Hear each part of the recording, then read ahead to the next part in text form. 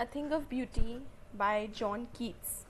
Okay, John Keats एक काफ़ी famous poet है एंड इनकी बहुत सारी पोएम्स हम पहले भी पढ़ चुके हैं। एंड ये जो हम थिंक ऑफ ब्यूटी पढ़ेंगे, ये पोएम जो जॉन कीट्स ने लिखी है, देखिए बात की कि जॉन कीट्स एक्चुअली एक सर्जन थे, लेकिन he was very much interested and inclined towards poetry. उन्होंने पोइट्री में अपने आप को डिवोट करा एंड इसके बाद से उन्होंने बहुत अच्छी अच्छी पोएम्स लिखी। ये जो हम थिंक ऑफ ब्यूटी पढ़ रहे हैं, ये बेसिकली एक एक्सर्प्ट है। Okay, this is a part of another poem जिसका नाम है एंडीमैन अ पोएटिक रोमांस। ठीक है, ये पोएम किस बारे में? देखिए, एंडीमैन में होता ये है कि एक यंग शेफर्ड होता है जो कि एक पोएट भी होता है। ठीक है, शेफर्ड यानी कि जो शीप एंड गाय इन लोगों को चराता है, तो वो शेफर्ड होता है। He was taking care of his animals. Okay, एक ग्रीक लेजेंड के ऊपर ये बेस्ड है जो एंडीमैन उनकी पोएम है। एक यंग शेफर्ड है और एक दिन उसको ऐसा विजन आता है। ठीक है, विजन आता है कि वो सिंथिया को देखता है जो कि जो मून गॉडेस होती है। ओके, तो वो सिंथिया के बारे में उसको एक विजन आता है और उसके ऊपर वो सिंथिया की ब्यूटी से इतना इंचेंटेड हो जाता है कि वो मतलब उसको ढूंढने के लिए वो पूरे फॉरेस्ट में घूमता है, समुद्र के अंदर से घूमता है, उनके अंदर जाता है, मतलब उसको ढूंढने के लिए उनको उसकी एक विजन दिखता है सिंथिया का। तो ठीक है, यहाँ रीड कर लीजिए। The poem is based on a Greek legend. ठीक है, एक ग्रीक लेजेंड थी in which Endymion, a beautiful young shepherd and poet जो कि माउंट लैटमॉस पे रहता था, उसको सिंथिया के बारे में एक विजन आता है। सिंथिया जो थी वो मून गॉडेस थी। ठीक है, तो वो उसके विजन से मतलब उसको देखते से वो इतना वो अट्रैक्ट हो जाता है सिंथिया की तरफ कि उसको ढूंढने के लिए वो फिर पूरे फॉरेस्ट में, समुद्र में, हर जगह घूमता है उसको ढूंढने के लिए, उसको तरीके से फॉलो करते हुए। ओके, तो ये उसकी एक एक्सर्प्ट है, उसके ऊपर ये उसका एक पार्ट है, पूरी पोएम है एंडीमैन अ पोएटिक रोमांस, और उससे लिया गया है अ थिंग ऑफ ब्यूटी, एक पार्ट है। ठीक है, अब देखिए ये पोएम जो है ऐसे थोड़ी सी वर्ड्स का प्ले यहाँ पर हमें देखने को मिलता है, बट एक बार अगर हम लाइन बाय लाइन ये पूरी पोएम समझ जाए with all the meanings, with all the poetic devices, तो बहुत अच्छी तरीके से हम इसको समझ पाएंगे एंड आंसर इसका लिख पाएंगे। सो बेसिकली जब हम ये पोएम पढ़ रहे हैं, हमें क्या क्या चीज़ों का ध्यान रखना पड़ता है। सबसे पहले कि हमें पूरी पोएम समझ में आए, पोएम में जो वर्ड्स का यूज़ किया गया है उसका लिटरल मीनिंग समझ में आए, यानी अगर कोई डिफ़िकल्ट वर्ड है तो उसका एक्चुअल में मीनिंग क्या होता है, प्लस उसका पोएटिक मीनिंग कि वो पोएम में क्या चीज़ इम्प्लाई करने के लिए यूज़ किया गया, क्योंकि ऐसा होता है कि वो उन्होंने किस चीज़ के लिए यूज़ किया है एंड उसका एक्चुअल मीनिंग डिफरेंट है। तो उसका लिटरल मीनिंग क्या है, उसका पोएटिक मीनिंग क्या है, वर्ड्स का एक्चुअल मीनिंग क्या है, डिफ़िकल्ट वर्ड्स जो भी है इसमें क्या क्या पोएटिक डिवाइसेस यूज्ड है, पूरी पोएम की ओवरऑल थीम क्या है एंड हर लाइन की थीम क्या है, ये सब चीज़ें जो है हमें वो समझना है। ओके, सो मतलब टाइम वेस्ट नहीं करते हैं, यहाँ पर मैंने आपके लिए जो पोएटिक डिवाइसेस है एंड जो डिफ़िकल्ट वर्ड्स है उनको हाईलाइट करके रखा है। आपको ब्लू कलर में जितने भी वर्ड्स हाईलाइटेड दिखेंगे they are the difficult words, जिनके मीनिंग मैंने आपको यहाँ पर नीचे दे रखे हैं।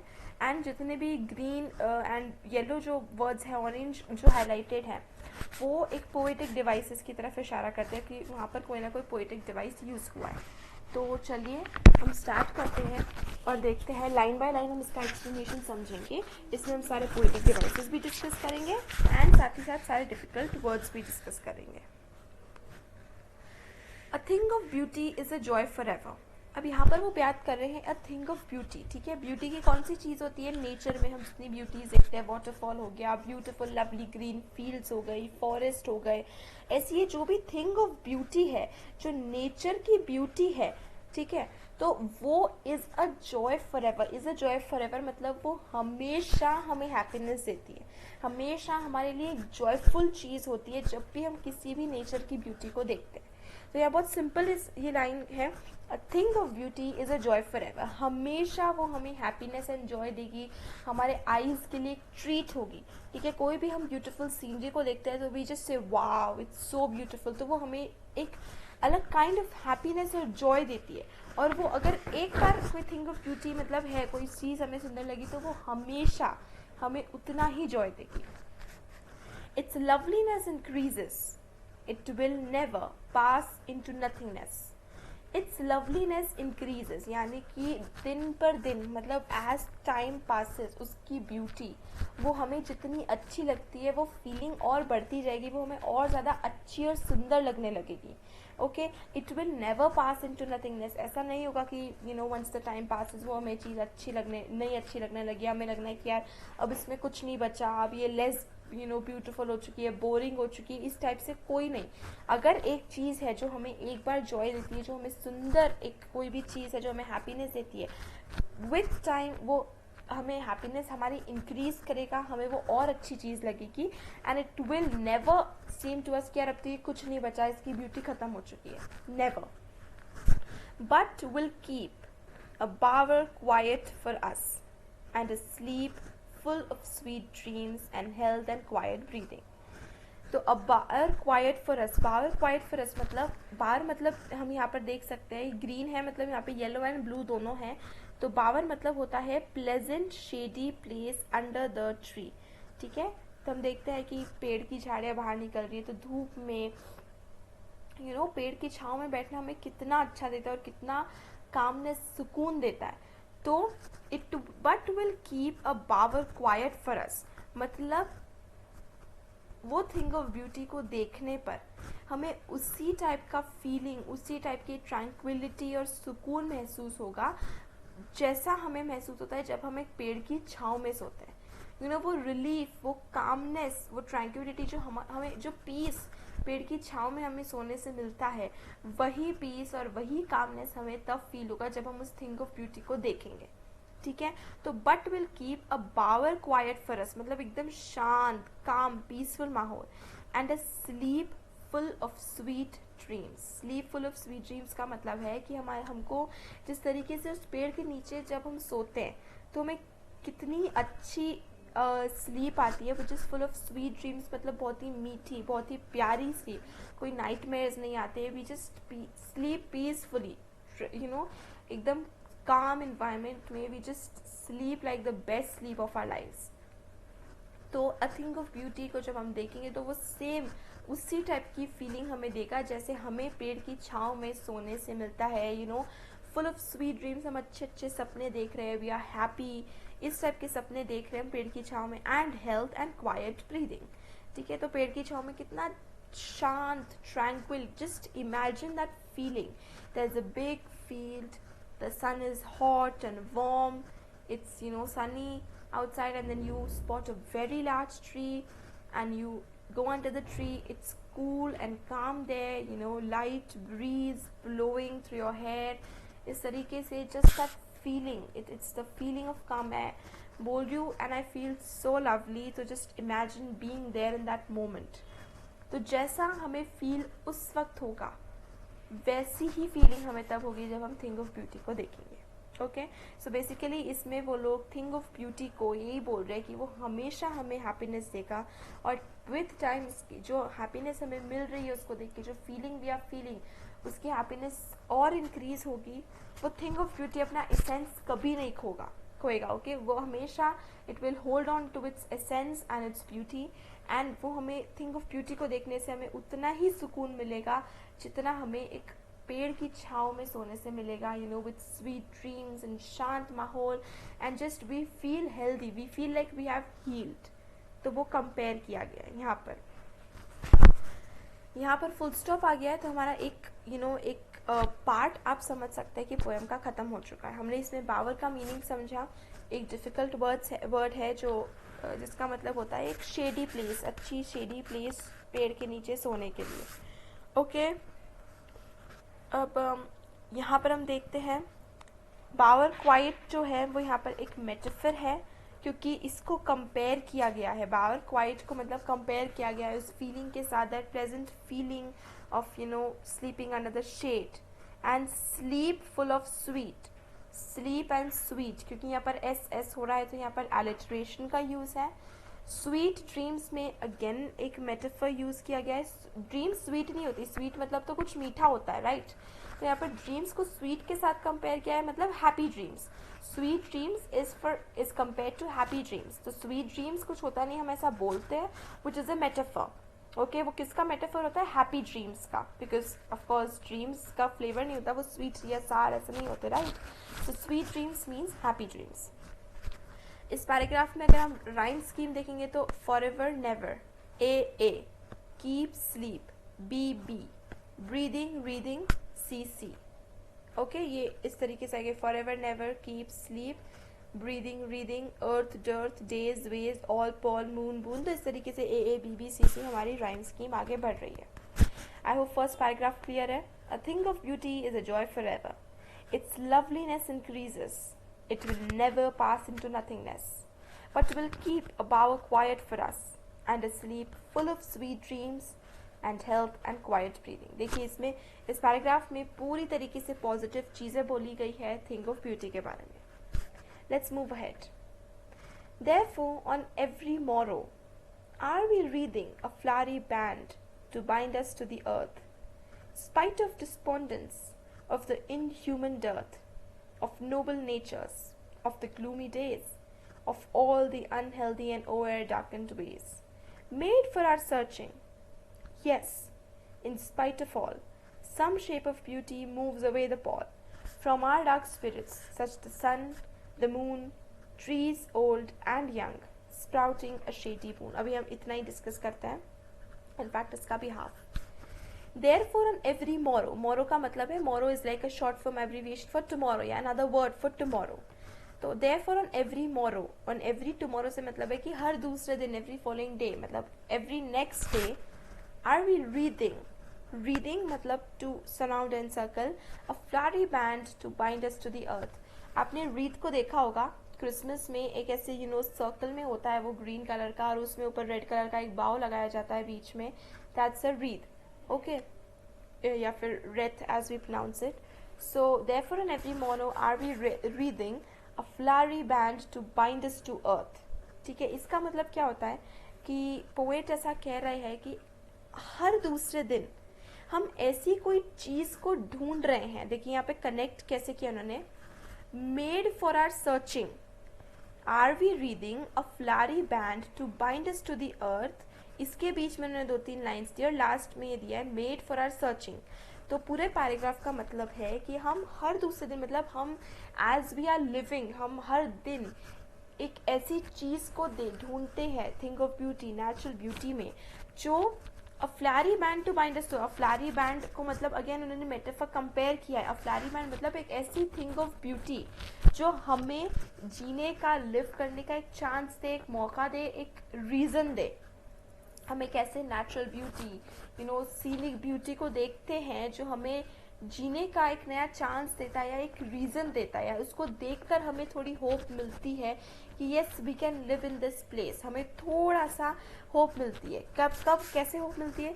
Spite of despondence. डिस्पोंडेंस मतलब दी लो स्पिरिट्स, मतलब हमारे लो स्पिरिट्स होते हैं, हम काफ़ी बैड मूड में हैं, लो बैड फील कर रहे हैं, of the inhuman dearth of noble natures.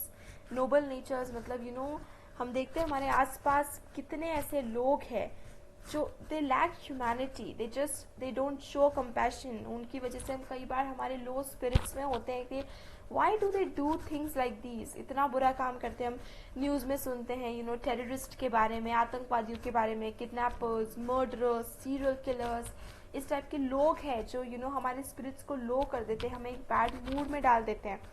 Of the gloomy days मतलब वो बुरे दिन, जब we are feeling very low spirited, we are feeling very low, of all the unhealthy and over darkened ways. Unhealthy and over darkened ways मतलब जो भी हम जो भी क्रिकेट वेज हम लोग यूज करते हैं, एंड क्रिकेट वेज को ऑप्ट करते हैं to finally get to our गोल.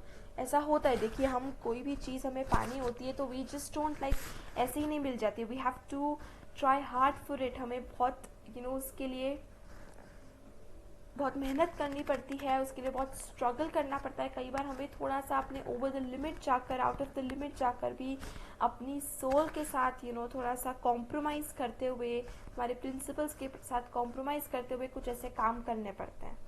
तो उन सभी चीज़ों को जो हमें नेगेटिविटी देते हैं, जो हमें लो स्पिरिट्स देते हैं, उन सभी के इन सभी की के होने के बावजूद हम अर्थ पे रहने का एक रीज़न ढूंढते हैं। और वो रीज़न जो है वो हम किस में ढूंढते हैं? ये सीनिक ब्यूटी में, ये नेचुरल ब्यूटी में। हमें कोई ना कोई चीज़, हमने कोई ब्यूटीफुल सीनरी देख ली, या हमने बर्ड्स की चॉपिंग देख ली, या हमने क्यूट एनिमल्स देख लिया, कुछ ना कुछ ऐसी सीनिक ब्यूटी हम देखते हैं। वार्म सन जो हमारे ऊपर फॉल कर रहा है, या ठंडी हवा जो है वो अगर हो रही है, बारिश हो रही है, या वो नदियाँ जो कोई ना कोई हम ऐसी चीज़ देखते, to hold on to the reason to live on this earth, to continue live on this earth in spite of all these gloomy, low-spirited, dark things that we have to face. तो अब वो ये कह रहे हैं कि therefore on every morrow are we reading a flowery band to bind us to the earth.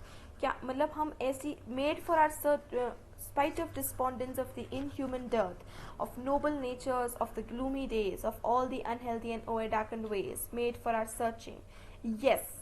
Yes, हम लोग ऐसी कोई चीज़ ढूंढ रहे हैं, हम ऐसा एक रथ बना रहे हैं, मतलब हम रोज़ एक रीज़न ढूंढ रहे हैं सीनिक ब्यूटी को देख कर कि that we live on this earth in spite of all the low spirits that we face. कितनी हमें वो रहती है पढ़ाई में, मार्क्स अच्छे नहीं आए एग्जाम्स में, कॉलेज एडमिशन्स के टेंशन रहते हैं, to get a good college, to get good marks, to हमारे पेरेंट्स की एक्सपेक्टेशंस रहती है, टू बिहेव प्रॉपरली, बहुत सारी चीज़ें के साथ हम रोज़ स्ट्रगल करते हैं। तो spite of those low spirits when we are not feeling very good, in spite of the inhuman dearth of noble natures हमारे आसपास, हम देखते हैं कि how badly and how inhumanly people are behaving, like they have no compassion in them.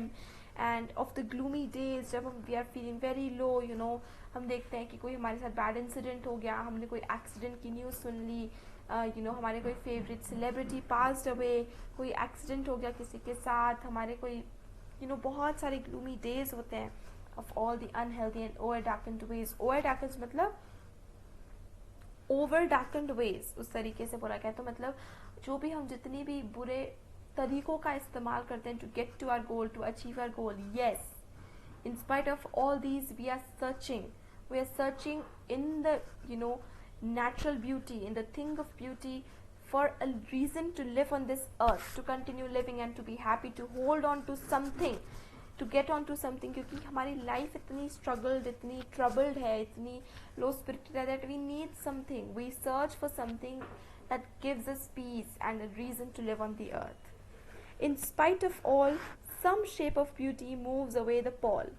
Paul का मतलब होता है अ dark cloud of smoke. A dark cloud of smoke मतलब वो हमारे पॉल जो है एक इसके पहले कि हमने डिस्पोंडेंस का मतलब डिस्कस किया, लो स्पिरिट्स, ब्रीदिंग मतलब that circle thing where Christmas पे हम डेकोरेशन के लिए यूज़ कर सकते हैं। या रीडिंग का एज अ वर्ब मतलब होता है टू सराउंड, टू एनसर्कल्ड मतलब अपने आप को घेर लेना। मोरो मतलब the next day, tomorrow. Dearth मतलब टू लैक समथिंग, तो इन ह्यूमन डर्थ मतलब the lack of humanity in noble natures. Noble nature से मतलब है कि lack of humanity in our fellow human beings. Okay, ये हमारे डिफिकल्ट वर्ड्स हमने डिस्कस करे इस पैरा में। अब अगर हम इसमें डिस्कस करें what are the poetic devices used, तो पोएटिक डिवाइसेस में रीडिंग को यहाँ पे flowery band to bind us, band to bind, B alliteration का यूज़ हो रहा है यहाँ पे। एक और फ्लारी बैंड टू बाइंड मतलब एक और मेटाफर का यूज़ हो रहा है। फ्लारी बैंड टू बाइंड मतलब कि एक उसको इस तरीके से कनेक्ट किया जा रहा है कि फ्लारी बैंड ऑफ बाइंड मतलब इसको कंपेयर किया जा रहा है for the reason for us to live on the earth. Okay, ये फ्लारी बैंड मतलब the reason to live on the earth. And अगर हम देखें ऑफ तो ऑफ में एनाफोरा यूज हो रहा है कि दो लाइंस में we are starting off with the same word. Noble natures में अगेन हमें एक पोएटिक डिवाइस देखने को मिल जाता है। नोबल नेचर्स एन न एलिटरेशन का यूज हो रहा है। Alliteration, I hope you know that alliteration is when two words start with the same sound, स क न ड इस तरीके से। तो नोबल नेचर्स न एन का यूज हो रहा है, जैसे sleep, sweet, S. Gloomy days में अगेन ग्लूमी डेज में एक्चुअली यूज़ हो रहा है ट्रांसफर्ड एपिथेट का। देखिए ट्रांसफर्ड एपिथेट में होता ये है कि हम किसी एक चीज़ की क्वालिटी को किसी दूसरी चीज़ में ट्रांसफ़र कर देते हैं। दैट मीन्स देखिए डेज एक्चुअल में ग्लूमी नहीं होते हैं। ग्लूमी क्या होता है, we are gloomy, we feel low spirited और वी फील सैड, तो हम बोलते हैं कि हमारा दिन बुरा गया, जबकि दिन हमारा डे बुरा नहीं जाता है। वी डोंट फील गुड तो हम समझते हैं कि the day is not good. हम लोग क्या करते हैं, हमारी इमोशन को हमने उसको ट्रांसफ़र कर देते। ग्लूमी डेज में उन्होंने जो ग्लूमी फीलिंग होती है उसको डेज में ट्रांसफ़र कर दिया। हम बोलते हैं कि ग्लूमी डे, बैड डे, तो actually the day is not bad, the day is the same for everybody, but हम we are not feeling good, हम लोगों को अच्छा नहीं लगता, वी आर फीलिंग बैड, तो हम उसको ट्रांसफ़र कर देते कि दिन अच्छा नहीं है। तो ग्लूमी डेज में transferred epithet, I hope it is clear, transfer करा है ग्लूमी एक क्वालिटी को दूसरी क्वालिटी में, मतलब हमारी फीलिंग, हम जो फील कर रहे हैं उसको ट्रांसफ़र करा है डेज पे कि the day is gloomy, but actually the day is not gloomy, actually we are the one who is feeling gloomy. Okay, तो ऑफ एनाफोरा मतलब two line starting off with the same word, of and of all noble natures, of all the unhealthy. तो यहाँ तक I hope it is clear. इसमें वो बता रहे हैं कि in spite of all these bad things that happen to us, हम we are searching for a reason to live on this earth, and what is the reason, that thing of beauty, वो एक thing of beauty हमें reason देता है to live and continue life on this earth. In spite of all, some shape of beauty moves away the pall. Some shape of beauty मतलब कोई ना कोई ऐसी beautiful चीज़, ऐसी thing of beauty, nature में कोई ऐसी चीज़ होती है that moves away the pall. Pall मतलब that low spirit. Pall मतलब होता है कि dark cloud of smoke. तो मतलब हमारे ऊपर या हमारे मन में जो वो dark low spirited cloud of feelings जो भरा हुआ है उसको हमें दूर कर लेता है। हमने इससे इससे रिलेटेड हमारी एक पोएम भी थी 10th में, रिमेंबर, जिसमें हम लोग पढ़ते हैं कि कैसे एक 10th में हमने पोएम पढ़ी थी कि कैसे the way a crow Shuk down on me, snow from the hemlock tree, वो डस्ट ऑफ स्नो वाली जो पोएम है जो रॉबर्ट फ्रॉस्ट ने लिखी है, डस्ट ऑफ स्नो, उसमें भी हमें किस तरीके से बताया जाता है कि कैसे एक छोटे से क्रो के जेस्चर ने कि उसने थोड़ी सी बर्फ और पोएट के ऊपर गिरा दिया, and he was feeling so low, and एकदम से वो बर्फ उसके ऊपर गिरने की वजह से he felt kind of better, he felt high spirited. तो यहाँ पर यही बोल रहे कि ऐसी कोई ना कोई नेचर की चीज़ है जो एकदम से हमारे अंदर जितनी भी बैड फीलिंग्स उसको हमारे मन से दूर ले जाता है। Okay, in spite of all, इन सब के बावजूद, some shape of beauty, something beautiful in the nature moves away the pall, हमारे अंदर की लो स्पिरिट्स को हमसे दूर ले जाता है, हटा देता है। फ्रॉम आर डार्क स्पिरिट्स मतलब ये जो हमारे जितनी भी लो फीलिंग्स, जो बैड फीलिंग्स है, जो हमारे स्पिरिट्स है उसके ऊपर जो ये डार्क फीलिंग्स के क्लाउड्स है जो उसको हमसे दूर ले जाता है।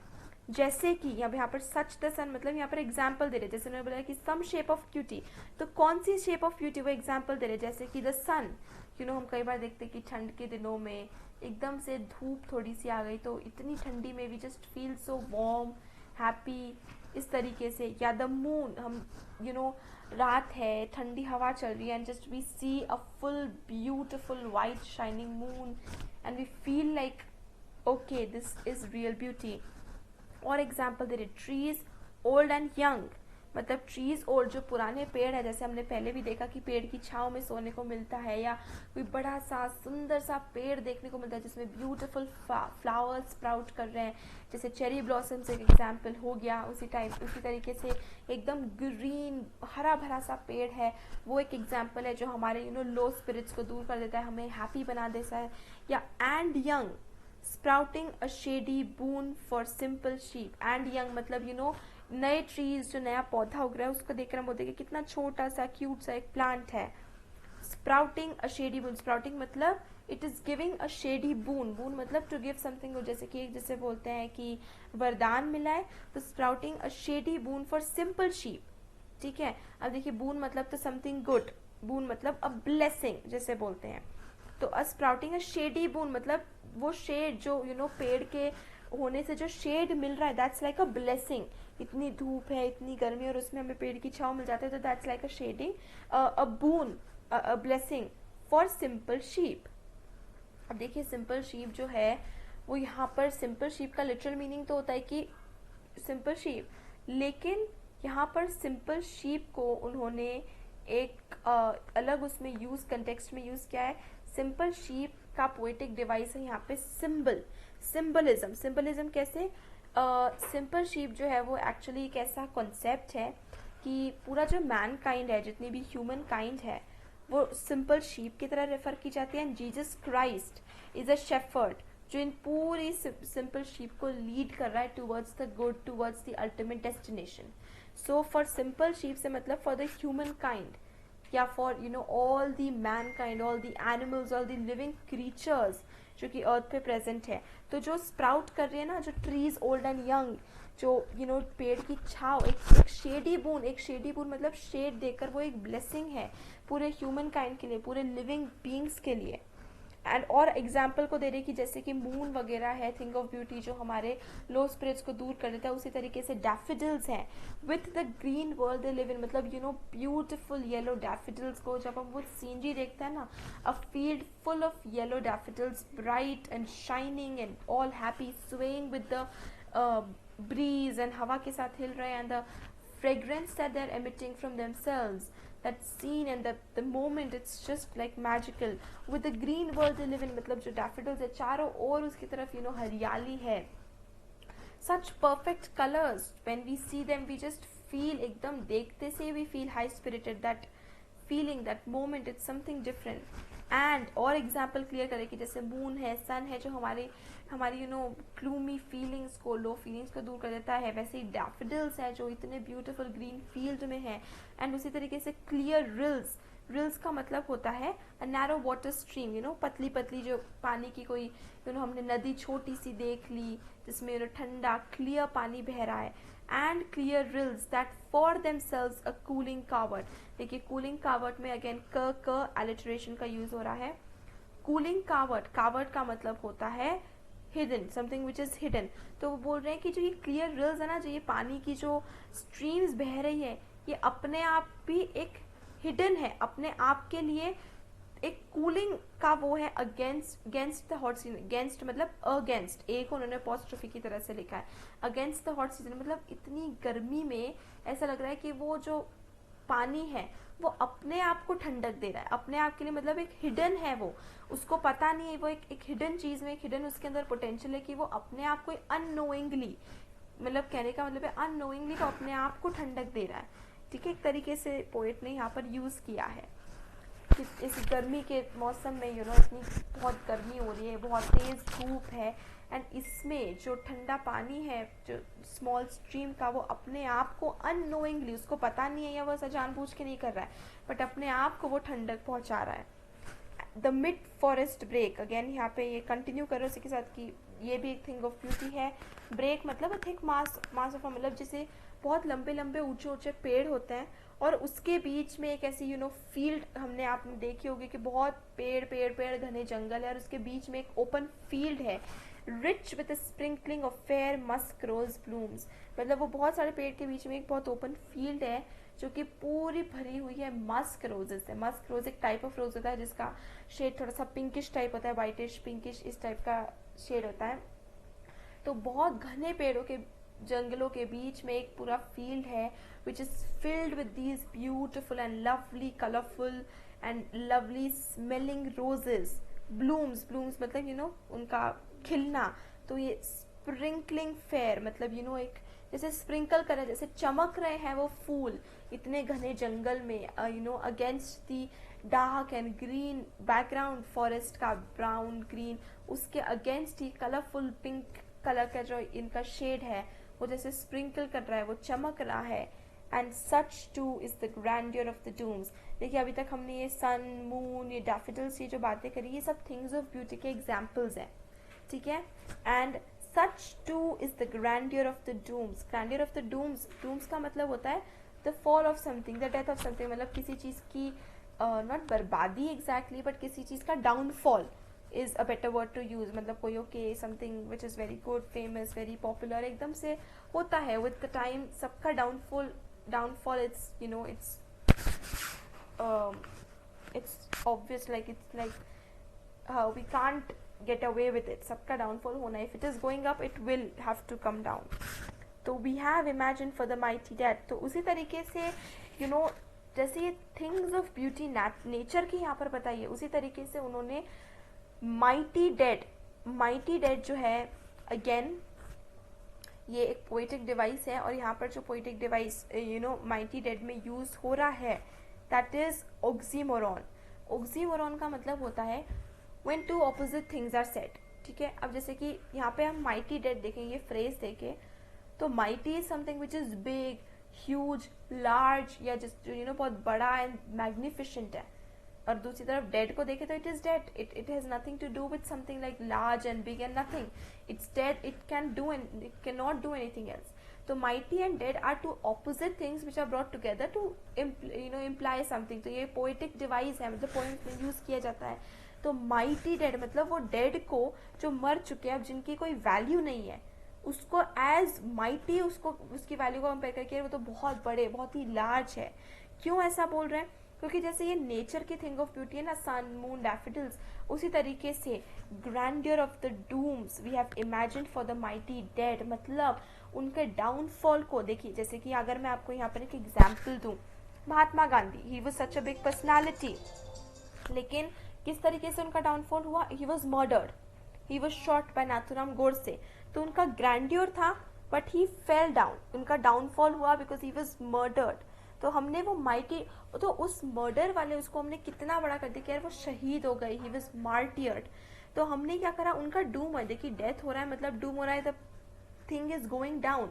या नॉट ओनली जैसे लोग हैं, उसी तरीके से बड़ी बड़ी चीज़ें हैं, इंस्टीट्यूशंस हैं, कोई बहुत ही फेमस चीज़ें हैं, वो भी जब उनका डाउनफॉल होता है तो हम क्या करते हैं, उसके डाउनफॉल को एज अ शेम ना करके उसको बहुत माइटी कर देते, that it is something of very big, कुछ बहुत बड़ी चीज़, and then it is come to an end, मतलब अच्छी चीज़ है जो एंड हो गई है.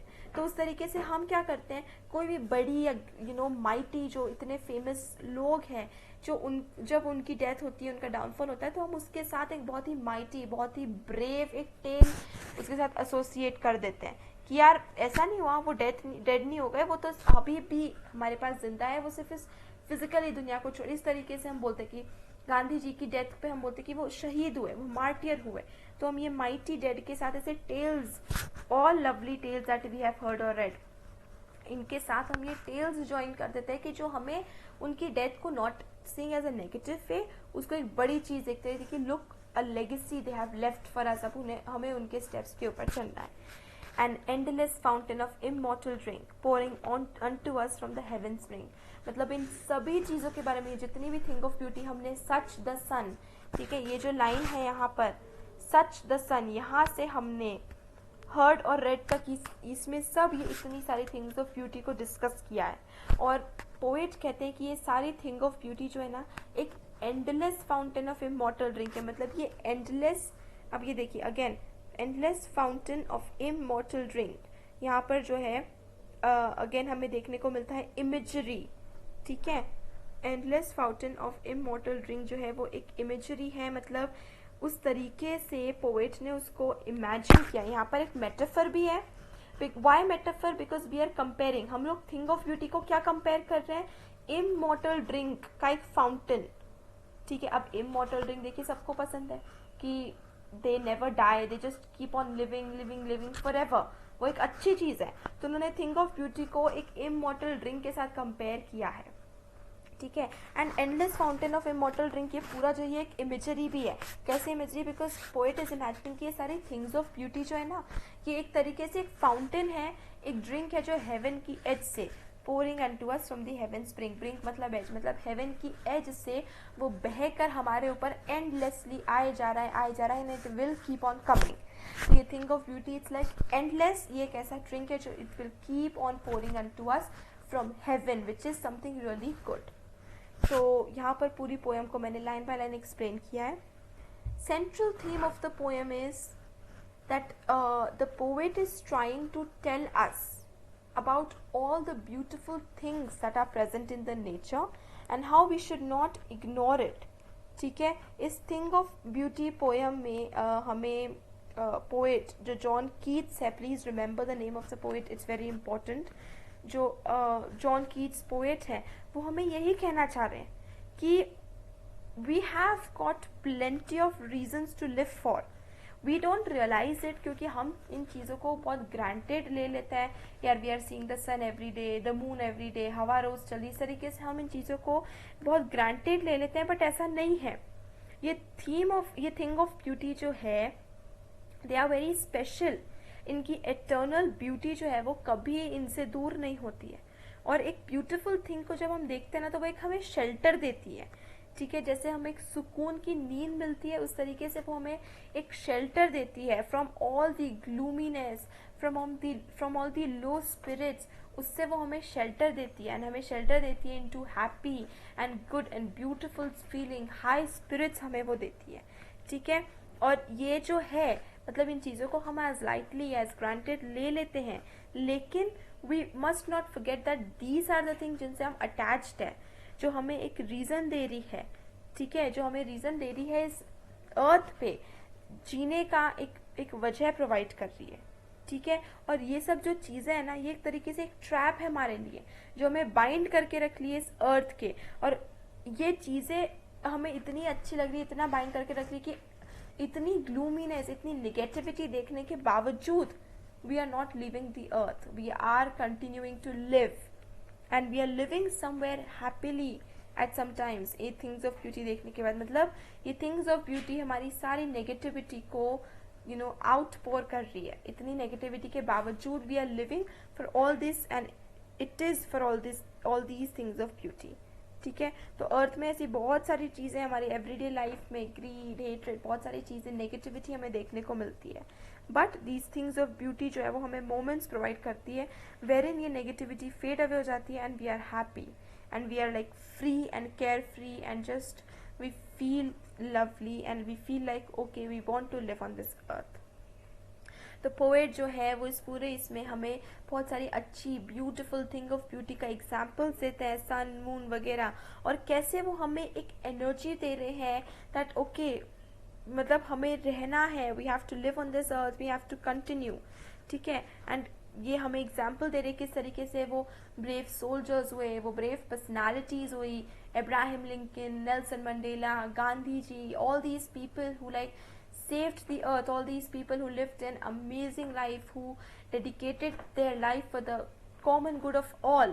तो कैसे ये mighty dead, इनकी भी डेथ हुई, इनका भी डाउनफॉल हुआ, but still we hear lovely tales about their death. Yeah, we hear like कि they have not died, they just continue to live in our memories. तो कैसे हम उनको एक ग्रैंडियर प्रोवाइड करते हैं in spite of the fact that they are no more.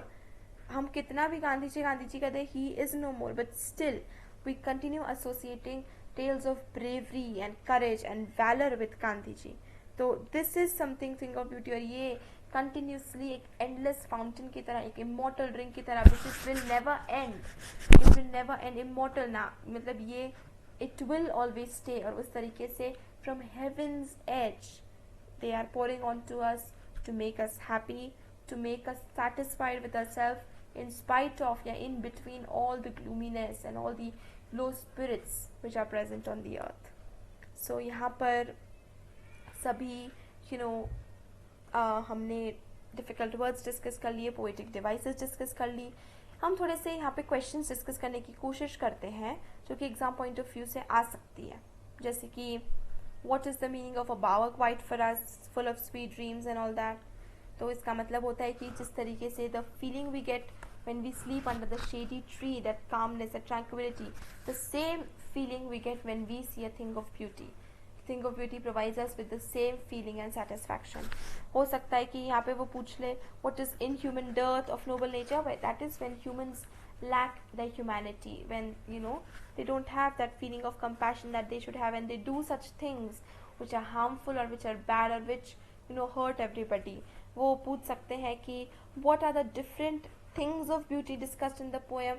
तो ये सभी आ जाएगा, sun, moon, trees old and young, daffodils in the green fields, the clear rills, the mid forest break, and musk rose blue mist forest play, and the mighty dead, and the grandeur that we have imagined for them, the lovely tales.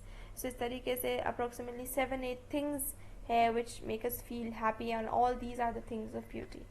Okay, चलिए आगे discuss करने की कोशिश करते हैं.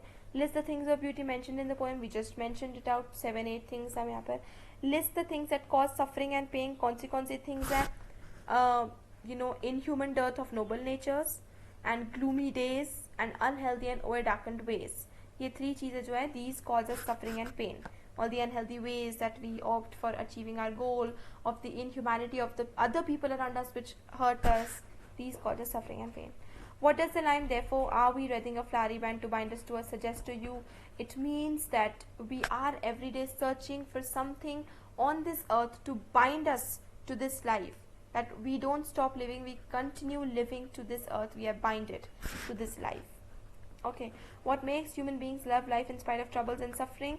The things of beauty, the bar quiet for us, all these things.